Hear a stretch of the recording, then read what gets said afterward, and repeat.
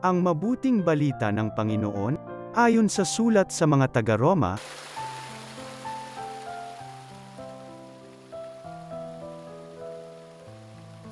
napakasagana ng kayamanan ng Diyos. Di mat-erek ang kayamanan, karunungan at kaalaman ng Diyos.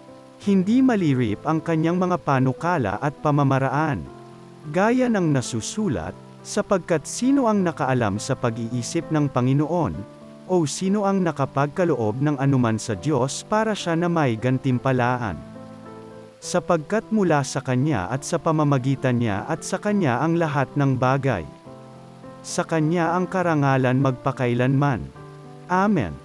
Ang mabuting balita ng Panginoon.